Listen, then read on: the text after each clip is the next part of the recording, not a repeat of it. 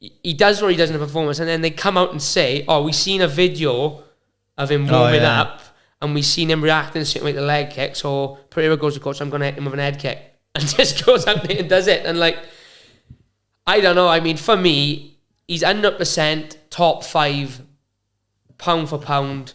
Top 3 pound for pound combat athletes of all time. Some man they wanna chat shit till I knock 'em ain't like I'm Jack Shaw. Rolls hat, rolls back, my flow sharp like a hacksaw. Getting off. Oh, not a good start. They got hiccups. Look out. We're back in the studio. A big public congrats to Joe. Cheers, mate. Thank you very much. Second child. He looks a bit tired, that's why. Because I am, yeah. It's been carnage, mate, as you know. We've just been on a good chat about it. It's life-changing, that's for sure. Yeah, I can imagine, especially having 2, but I can imagine. Yeah, but there we are. It's all good problems to have, isn't it? You know what I mean?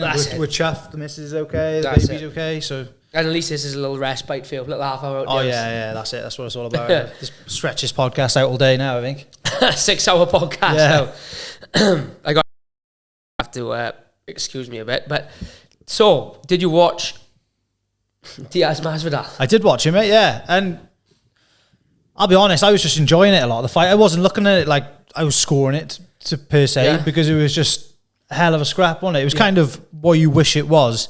But the week leading up to it, I was thinking to myself, is it actually going to be as good as we think it's going to be? And it was better, really. Yeah, immediately I thought it was a draw. Yeah. And I watched it back, and I thought Nate won, probably watching it biased, because I'm a big fan, and I know he won. But I can see arguments for both sides. I seen the stats yesterday. They reckon that Nate only threw 100 more punches than Masvidal, which can't be right. Oh, no. Can't be right. It was like 4-1, wasn't it? Had to be. Nate pressed, and he way more volume, was the fitter of the two. Masvidal landed the bigger shots. It wasn't 8 rounds to 2 either way, I don't think, but I thought he'd done enough. But I can see why people would argue for Masvidal. I think there's argument for a draw in there, but do you know what? It was a really good scrap. It was. Like, for 2 guys who are knocking on the door 40, who haven't, had the best run of form, like, because I think going into it, a lot of people, me included, sorry. He's fucked, mate, boys. He's fucked. The more I'm talking, the worse it's getting. Me included, I sort of worried it'd be a bit of a flop, because like the Honda Centre's 20,000 people, I think, or 18,000 people. So it's like, I kind of thought, is it going to be one of them? Remember when Logan Paul fought Mayweather and there was like no one in the crowd? Yeah. Because the build-up was great, wasn't it, to be fair? They had the street fights and the press conference, but I think it was actually a testament to how big both of them are as individual stars, because to sell, obviously Nate's from California and whatever, so that else, but to sell out the Honda Centre for a boxing match between 2 40-year-old MMA ex-UFC fighters is pretty big, I think. It's good going, isn't it? I seen somewhere, and it's got to be fake. Masvidal got 300 grand, Nate got 500 grand. I'm like... Yeah, so on that, let me dive into that one a little bit. What happens in California, by law, the promotion has to release to the commission, they set the purses. Right. So Nate had 500k, Maz had 300. But what you don't have to include, and the way they fiddle it, is what you don't have to include in the declaration. So strictly on paper, that's the fee they had for fighting. But what they won't include in that is any bonuses, any appearance fees. They'll both have pay-per-view cuts, and because obviously the event is built around them too, it won't be like a UFC pay-per-view. It'll be like I'd be surprised if they don't have like kind of like not 50-50, because the promoter will have to make money, but they'll have both made a couple of mil. Like, if you like Nate Diaz could go in the UFC now and fight Conor McGregor probably for 10 mil. He could go and fight another Jake Paul. He probably had 20, no, maybe not 20 mil. He probably have 5-10 mil fighting Jake Paul. He's not going to go and fight Masvidal for 500k. No, you know what I mean? That's exactly what I was thinking. So what it is, they declare the purses, and UFC have done similar stuff where you see like they'll declare so-and-so for 500k, and you know in your head they're not. So I think that's, people jump on it a bit and be like, see, they think they can get better with you. It's like, trust me, I've heard like Brendan Sharp, Ariel, a lot of guys this week. And I knew this anyway with the California thing. I know they don't declare the full amount, but they've, but this is embarrassing. This is, people be pissing themselves at this on camera. But ASMR. They don't declare the full amount. He would have had. He would have had a lot more. Both of them would have. Yeah, I tell you what, it does do for me is like obviously Masvidal talking about going back to the UFC. Diaz is talking about going back to the UFC at some point. It makes that fight in the UFC much more appealing to me again now. The fact that Nate's got a win over him as well. Yeah, but I think if I'm going to see him fight again, I think I'd rather see him box. Do you think? Yeah, after that. When you think how one-sided the first MMA fight was, and I think that was a little bit of like the cut when Nate got rocked early. It was such a good fight. Like, it sold a show. It was a good couple of boxing fights on this weekend. Johnny Fisher was on. Dricus Stevenson was on. That was the best fight of the weekend. And I think if it had been an MMA fight, it would have been a little bit different. Because I think with Nate these days, the cut and the scar, I think he's always paranoid in an MMA fight about getting cut, so he engages a little bit. Like, you could see on the weekend, they just both turned up for a scrap. And you have to give massive credit to both of them because Nate didn't look motivated at all against Jake Paul. No. I know it was at 185, this was at 175, but they both looked in wicked shape. They both looked in fight shape, and they both, you could just tell by the way the fight that they both fought that they had trained correctly. Like they were both fit, weren't they? Yeah. Nate pushed for 10 rounds. And credit to Masvidal, like we've seen him in the UFC sometimes get tired towards the end, but he was the more tired of the two, but he was still in it right up until the end. He was still coming back. He didn't look for a way out. He didn't look visibly tired. Nah. And obviously, dealing with someone like Diaz coming forward for 10 rounds, like, is obviously going to wear on you a little bit. So the fact that he didn't show obvious signs of tiring shows he was in shape as well. So good on the pair of them. Like, it was, as you said, it was everything I hoped it would be. Yeah, it was I didn't want to go in there and think, one of them get wiped out, or think they both look old. And did they look how they would look in their prime? No. But when there's two 40-year-old guys with the wear and tear that they've had, it was a fucking awesome fight. Yeah, I think. Well, Diaz looked better than his last couple of fights. Oh, way better. Like, when he fought Ferguson, like, it was a little bit like, fuck, what's going on here? Jake Paul, it was a little bit like that.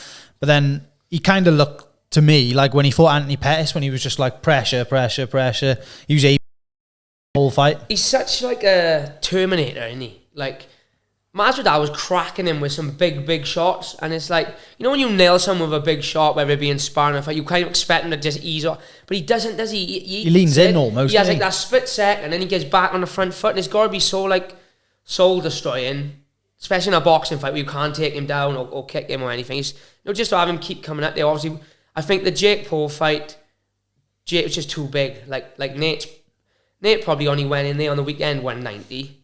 Yeah. So if he fought Jake Paul at 185, probably didn't go in there much heavier. Jake Paul's probably going in there 210. You know what I mean? He's walking around 230 at the minute. He's massive. He looks massive. He's huge. Doesn't he? And also you've heard Nate talk about. Sorry, I got the dodgy chair again. You've heard Nate talk about in the. I've seen him do a couple of podcasts. He done like the Mighty Mouse podcast. He done. That was class. He done this other one which was pretty good as well, where they all smoke weed. He was on there with two NBA players. It was really good. Listen, and he was just saying with the Jake Paul fight.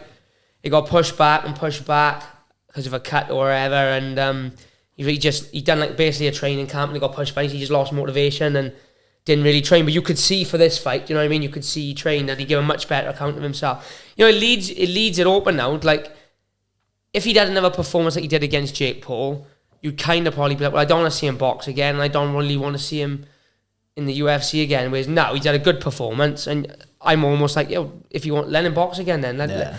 Give him a... I'd be interested in seeing him fight a Mike Perry or a Darren Till, or maybe Darren Till's a little bit big, like he's kind of Jake Paul's stamp, isn't he? But I'd like to see him fight Mike Perry in a boxing match, or do Masvidal again, or there's fights there for him. Do you know what I mean? Talking about Darren Till, did you? Oh my god! Did you see what happened in the ring after his fight? I haven't watched the whole fight. I've literally just watched the clips on social media, but. His fight came out of nowhere for one, didn't it? Like, it was like the week of the fight. He was like, I'm fighting in Dubai this Saturday. Someone must have just pushed him like a bag in it to come on to fight. Yeah, I think it's run by that Tam Khan who owns TK MMA in Dubai. It's his show, and I think him and Darren are quite friendly, I'm guessing. And perhaps, I don't know if it was a pullout or maybe a big fight that dropped off, and the promoter was kind of like, look, jump on out, let's guess. Because it was like, you had the two little dudes fighting in the new, and it was all fucked up. But yeah, I think Till pretty much beat the piss out of the guy, didn't he? And then obviously, from what I seen online, he like dropped him, and the guy was claiming he got hit in the back of the head. Yeah, but it was literally like a tap. Yeah, and he was rolling around like a big girl, wasn't he? And then he jumped up to his feet, and they started. To be fair, though, I'll give Till credit because he is loose, isn't he, Till? But if you watch the clip, he's kind of like leant back on the ropes and he's almost saying to the guy, like, just go away kind of thing. And the guy starts getting aggressive with him and Till's like, come on then. And he did like his standard slip and left hand. And then end up on the deck and seeing you with someone stamping. And I seen, so he got taken down by that guy as well, didn't he? I seen someone in the comments saying, still hasn't worked on his takedown defense. But what I will say is, I heard him doing an interview this week, Till, and he was kind of like, look, it was kicking off, and he was like, my coaches were like saying to me, like, you got to calm down, like, they don't like all this shit over here. But he also said then that like the police and the promoter and stuff come up to him in the change room, was like, look, we understand that wasn't you. Like, we seen him start the brawl kind of thing. And it was a mad old setup though, like, because he was meant to fight Chavez Jr., wasn't he, on the Mike, on the, well, it's now the Mike Perry, Jake Paul card, but obviously I think he said something about a visa issue and that he'd like to get a fight sorted on the Paul Tyson card in November. It'd be good to see him in a good level of competition because he is a good striker. Till he's a really good striker. So like as much as a role Mike Perry's on at the minute in BKB, him and Darren Till in a boxing match would be very competitive. Like, I'd probably lean towards Till, to be honest. I'd probably lean towards Till if he fought Jake Paul, because the guy, I think Till's had like 50 odd Thai fights, you know, still only like 31 as well, so he's in his peak and he's a big lump. You know what I mean? I think he fought at the weekend at 90 kilo, and I heard him say on the MMA Hour that he cut 7 kilo that week, so he's walking around close to 100 kilo, which is about what Jake Paul is. Yeah, so he's a big guy and he can punch hard as well. So, you know, not to say Jake Paul wouldn't beat him, but I'd be up, like, if they announced out tomorrow Mike Perry's out, Darren Till's fighting Jake Paul, I wouldn't think, oh, that's a shit fight. I'd be up to it's on par, isn't it? Yeah, 100%. Just because he can bring a big build up as well. I'd love to see Darren Till and Jake Paul at a press conference. Yeah, and Darren Till gets so much like rap. Like, Plessis is now the UFC champion, right? Yeah. Just knocked out Robert Whittaker, beat Strickland, could have gone either way, don't get me wrong. You watch his fight with Till has a rough first round, and Till starts lighting him up in the second round. Yeah, he like turned it right on, didn't he? Lit him right up, and that was with a blown ACL as well. All right, he got submitted, and credit to DDP, but like, it wasn't like DDP went in there and just blew him out the water. No.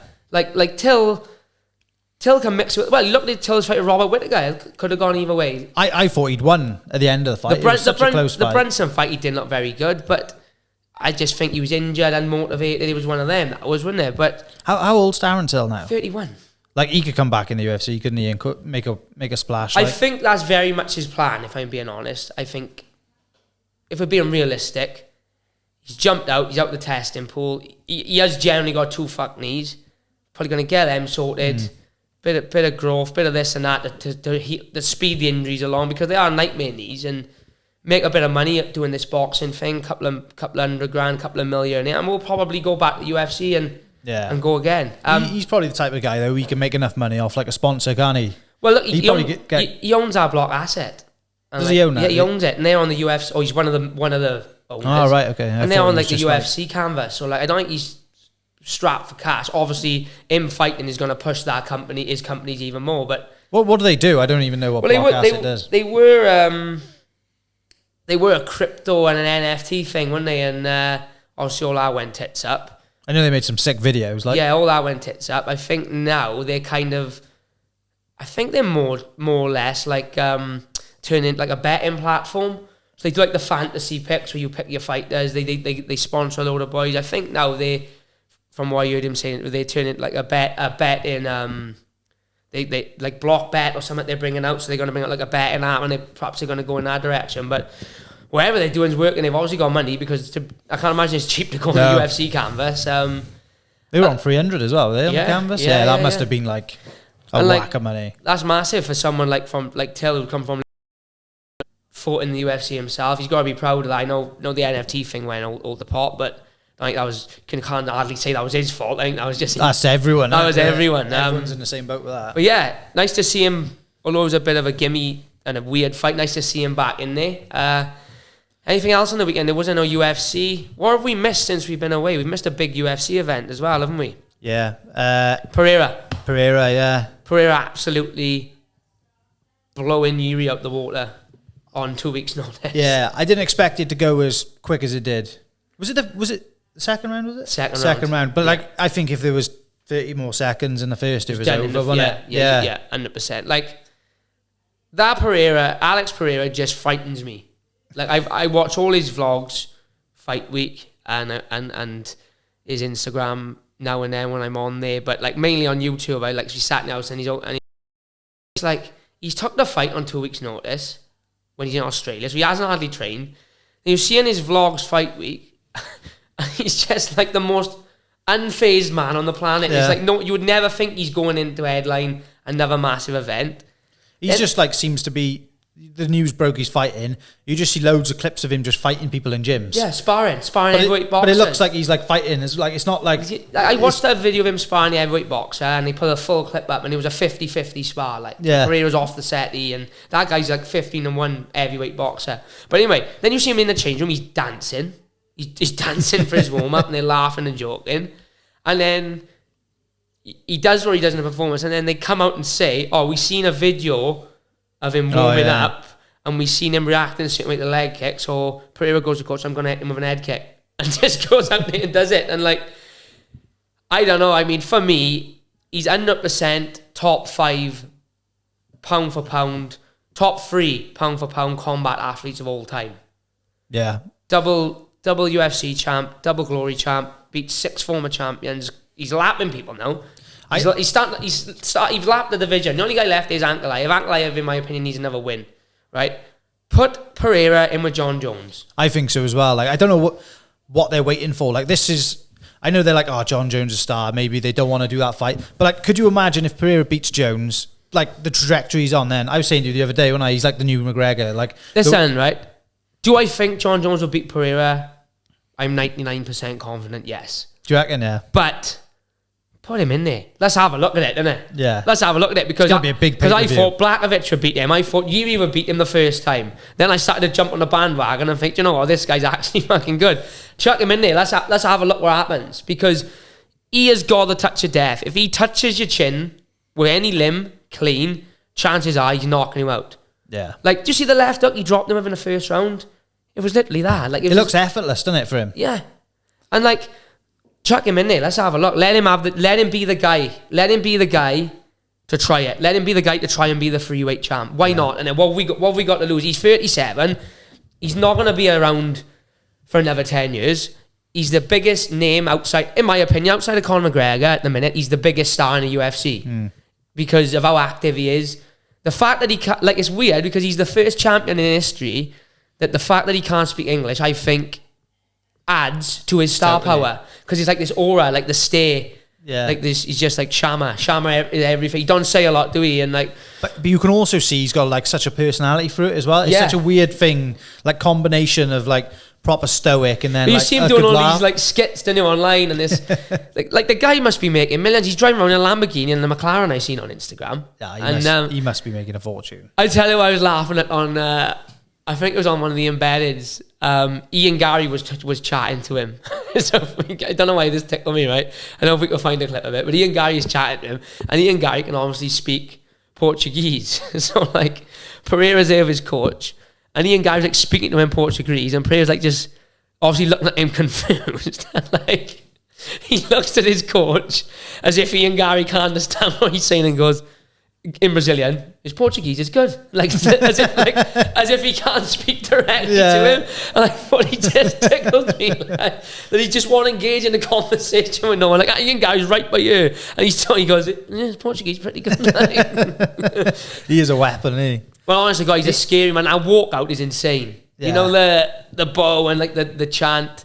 And then they stayed off, didn't they? Did you see the stay off? I think they stayed off, like they locked eyes for a full 5 minutes. Like, it didn't matter. Izzy knocked him out though. Like, that feels like a distant memory now, just because of the body of work he's done since then. You've got to be like, Izzy's got to hate it. I think he's got to hate it because, you know, when he knocked him out, he kind of, and within his right, he kind of done like this victory parade of like, that's the end of him.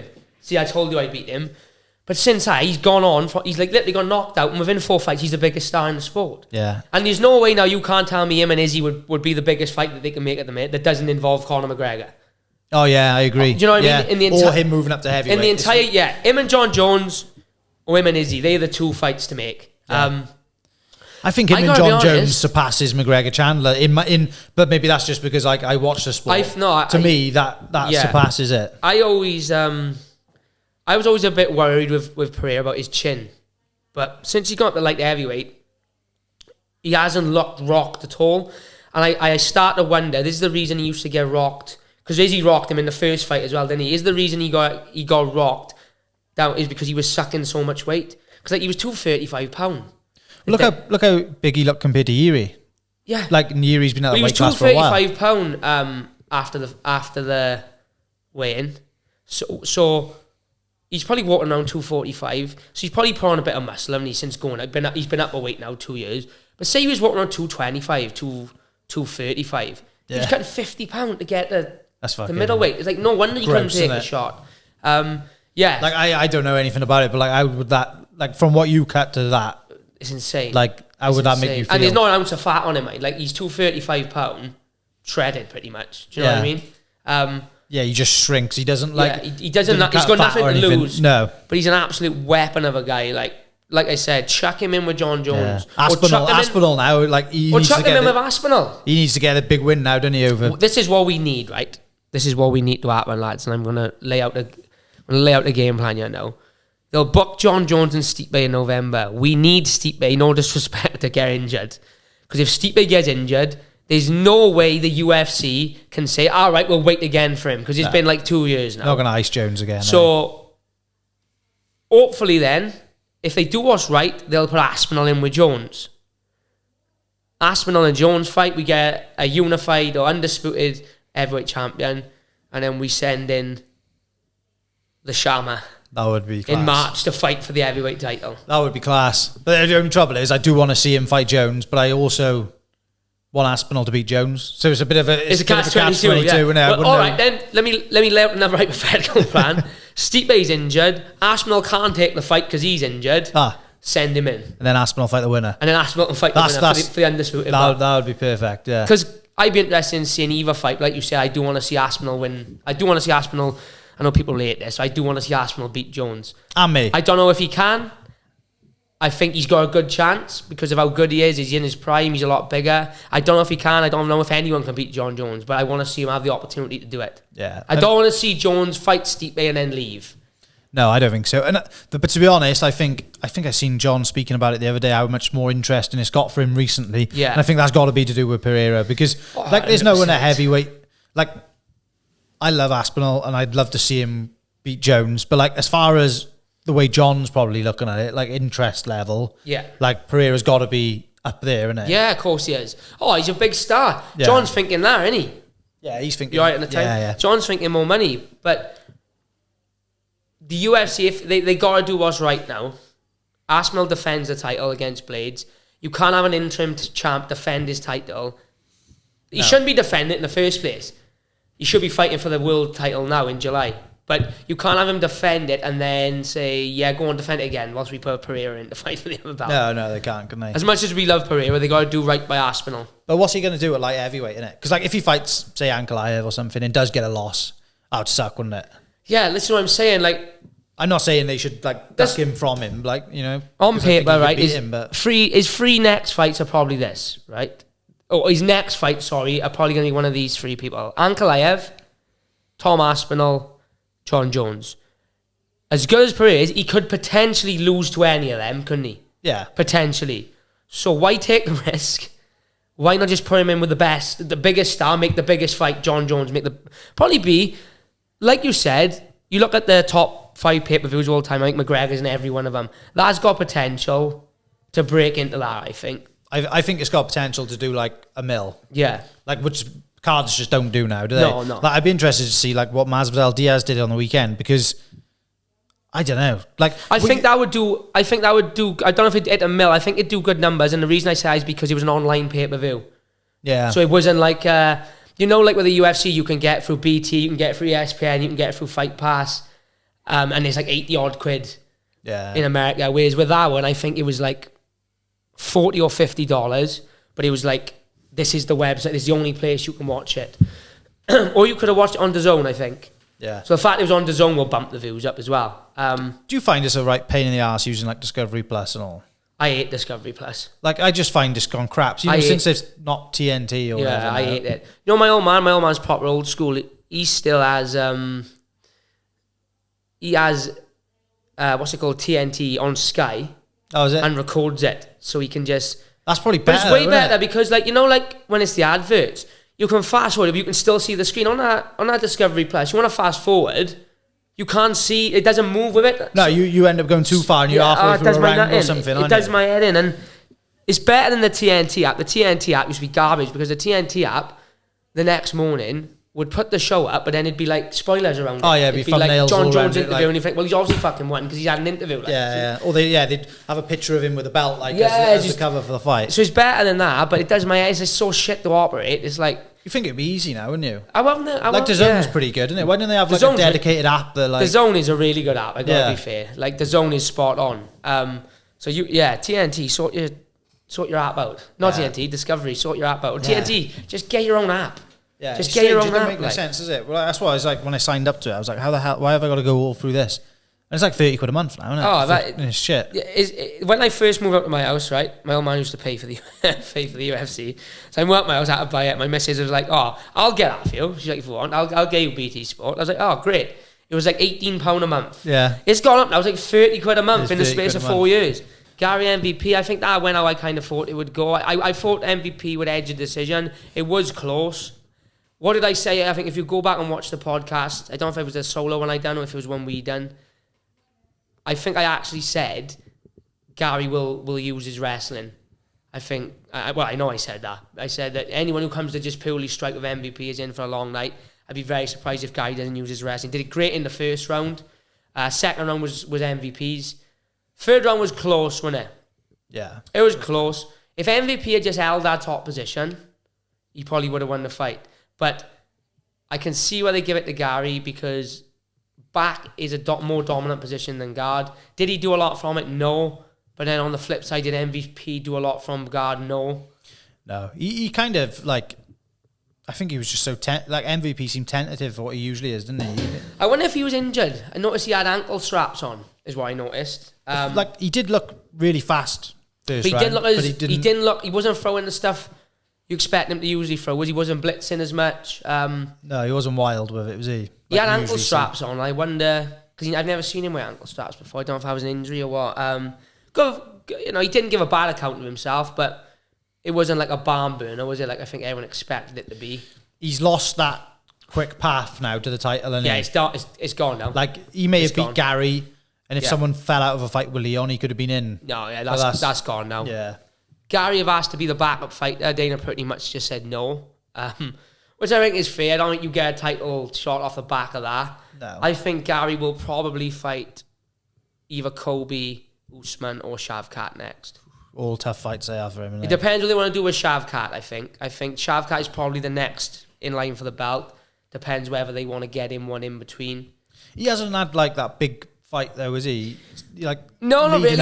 I know he's had a hell of a resume. His best win is Wonder Boy, really, which you look at the landscape of the division, it's not a massive win, is it? So him and Garry would make a lot of sense, I think. I think that'd be a good fight to do. Yeah. Two up-and-come undefeated prospects as well. Like, if that doesn't warrant a title shot for the winner, not many fights are going to. Are there any other fights on the card that we missed? I'm trying to think. Probably nothing I can think of. What have we got coming up this weekend? Is there anything this weekend? Oh, we didn't talk about Dan Ige jumping in on like 4 hours' notice to fight Diego Lopez. Oh, mate, insane. Insane. And good give a good account of himself. Like, you know, could have won it. Like, Lopez clearly won it. But on a full camp, makes you wonder, would he have won it? Yeah. Do you think like going in there sometimes like that with like the lack of stress surrounding the whole thing for you make a bit of a difference? 100%. And what people get caught up in this situation is they don't give a lot of credit to Diego, because you think, right, Diego thought he was fighting Brian Ortega on 3 weeks' notice. He makes the weight the night before, then gets a phone call to say Ortega can't make weight. It's got to be at 155, all the fight's off. He says, yeah, no worries. So he's done a weight cut for the sake of it. Refilled to 155, weighed in, done the public weigh-ins. Now, at the point of doing the public weigh-ins, you kind of just, like, right, this is it now. Go to bed and it's fight day. Then gets a phone call Saturday morning, fight is off, we're looking for a replacement. So imagine being told on the day of your fight, we're looking to get you someone else. You'd be like, nah, it ain't happening, innit? Being the name he is, you start thinking in your head, well, if it's going to be anyone, it's going to be someone decent. They're not going to just give me a nobody. Do you know what I mean? And like, Dan Ige, a dangerous motherfucker. Like, God knows how many knockout bonuses, like, one punch knockout power, is a black belt. Been mixing it with the top. Mixed it with a lot of top 5 guys. So there's a lot of like credit I got to Lopez, because he could quite easily say, well, not really, not on fucking 4 hours notice. And he did really well, didn't he? He clearly won the first 2 rounds. Ige won the 3rd round. But good on both men. Crazy like state of affairs. Stories like that are what make stars, isn't it? Well, that's exactly what Ige said. He's like, I'm not like you said, I wasn't coming in there to lose, but he's like, I'm proud of my performance, because he's like, I thought this is stuff that goes down in history. You know, taking a fight on 4 days' notice. And like probably his contract now. Oh, he would have had a nice. He would have had a nice little payday for that, and he would have had a nice little bump in contract. I guaranteed. It's like they love stuff like that, don't they? The UFC. Oh yeah. I see they give Pereira a £303,000 bonus, didn't they? You give him where the fuck he wants. If he's Dana White, you're Dana White, and he's staring you down like, well, last year I won 300 grand. Yeah, fucking take it, man. Next big one coming up really is 304 Manchester. Big card. How many weeks away are we from that? I want to say it's mid 3 weeks Saturday. Yeah, is it the 31st? 27th. 27th. Yeah, 3 weeks Saturday. So it's soon coming round.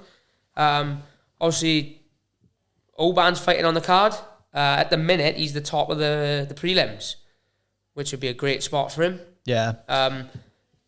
You know, we're trying to get him on actually. But I know at the minute he's starting to adjust his like sleep schedule and stuff ready. Oh yeah, it's fucking.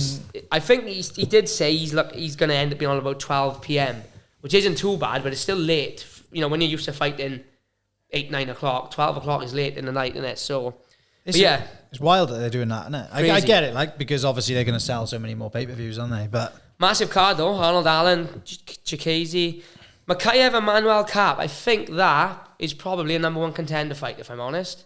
Yeah, I would say so. I think if Makayev, especially for Makayev, if he wins that, which I think he will, I think he win it quite comfortably as well. Did I see Makayev had a fight with someone at the PI or something? I think it was this guy. It was him, was it? A couple of months ago. Bobby Green and Paddy. Have you seen Bobby Green has changed his name legally? Yeah, to King Green. I seen Paddy post about it. What did he say? Saying I'm going to be called the King Slayer or something like that.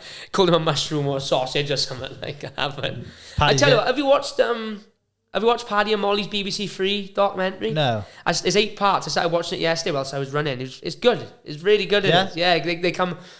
Not, they don't ever, like... You know, I've always liked Paddy and Molly, and I think when you get to know them personally, they are good people. But they're really funny on there. They haven't... There's no acting involved, you know what I mean? They literally be in... yeah, they're themselves, like... Exactly who they say they are. I think they're the good... That's kind of their appeal always, isn't it? They've always kind of been like that, haven't they? They call them... They're working class people, aren't they? Yeah, very much so. But yeah, him and Bobby Green, that's a big fight for Paddy. That's a really big fight, because it's not an easy fight at all. No, like... Bobby beat Ferguson as well, did he? Yeah, Bobby finished Ferguson. He just come off our win over Jim Miller. Yeah, so this is like just that next step. And if you look at some of the guys Bobby Green's been in there with, Jalen Turner, Islam Makhachev. Let's click on his rep. I mean, he's been about literally for years. I remember him being about 10 odd years ago. Yeah, 32 and 15 and 1. Like, that's a hell of a record, isn't it? And I bet you the majority of that is in the UFC. I think if I go on Tapology, it'll...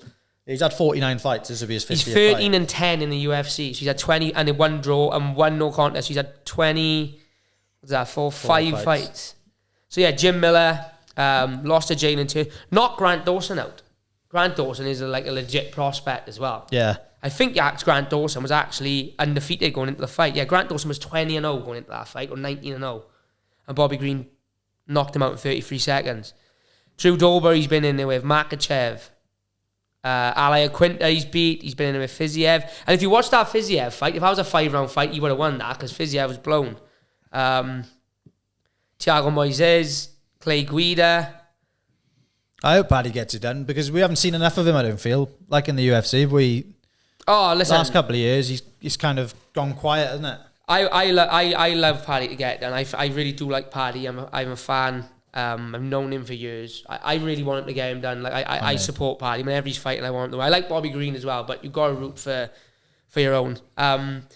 He's a brave man as well, Paddy, because he's just had twins, like newborn twins. So to be doing a fight camp with 2 newborn twins in yours, I can only imagine how tough some of them morning sessions are. Yeah, you'd have to have a full-time babysitter, wouldn't you? I don't know how you do it. You know, like you've just been through a fight camp with a kid, like, and I'm sure it was the hardest one you've done, wasn't it? Without a doubt.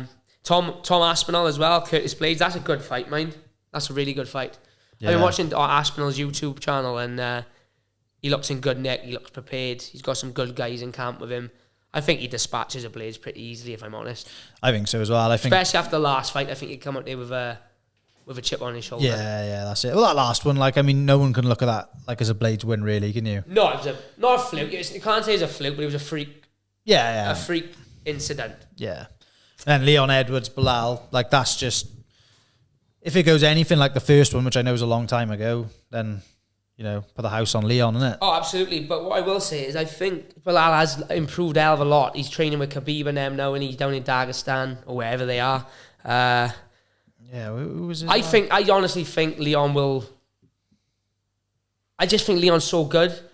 I think his striking is world class. I think if you can't get hold of him and get him down, you're never going to beat him. But one thing that is very underrated is his takedown defense. Like when you watch his last 2 fights, Kobe didn't hit a single takedown, or maybe one.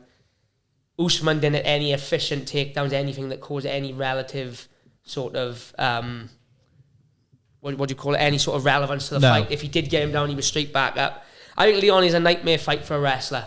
Yeah, because he's got that takedown defense. He's got that striking that's just gonna give you a nightmare every time on the outside. I think he gets it done, and I think if he gets this done, one more defense, and they might let him have a little look at the middleweight title then. Yeah, who's champ at middleweight now? DDP. Yeah, like I mean. I think that would be a tough fight. Just size-wise, they look so much different, don't they? Massive motherfucker. Because Leon doesn't look big for 170. I've never seen him in person. But he's a big guy. Do you think? Yeah. He's a big guy. He's lean. You know what I mean? He's very lean. Like, his legs are massive. He's, like, lean up top. But he's not small. Like, he cuts a good amount of weight. Yeah. He's one of them, Leon. I think he's, like, very disciplined out of camp and stuff. But he's got to be 6'2", 6'3". Like, is he? He could fight at middleweight. He's a similar sort of shape to... He's a bit like Izzy, not as lanky, probably carrying a bit more muscle, but a little bit smaller frame-wise. Well, I bet if Izzy cut weight, he could probably do 170, couldn't he? I don't think he cuts a massive amount of weight to get there at 185. And one thing I want to touch on is the return of Nick Diaz as well. Class. I don't think we talked about that. No. When is that now? Is that? That is August the 3rd. That's going to be a hell of a fight, isn't it? I mean... I just hope he's motivated. I hope so as well, because he's fighting, like, that's a good fight, isn't it? There's no... It's a great fight. Luke hasn't looked like a world beater in his last 2 either. Luke was a beast, wasn't he, at one point, but his last 2, he's looked a little bit off the ball. I see his coach, Diaz's coach, Cesar Gracie, he's talking about he didn't want him to take this fight against Luke. Did he say that, yeah? But, I mean, when you look at it on paper, I think that's, like, you need to give him a name, don't you? You can't put him in against a nobody. No, you can't give him a nobody. And I think, like, I'm not saying he's on the way down, but it's like it could. He is, isn't he? Luke, yeah, 42. No, Luke, I mean. Oh, Luke, sorry, absolutely. But he's been a bit stagnant for a while, so I feel like that's a good fight. You know, I know you can't always go by everything you see online, but lots of people are saying that, like, Nick is out in Texas and he's actually training hard. He's doing, like, boxing at Shakur Stevenson's camp. He's doing a lot of grappling, like he's actually training. Was that Robbie Lawler when you could just tell that he was injured, he didn't want to be there? No, I thought he looked sharp for a round as well. And what's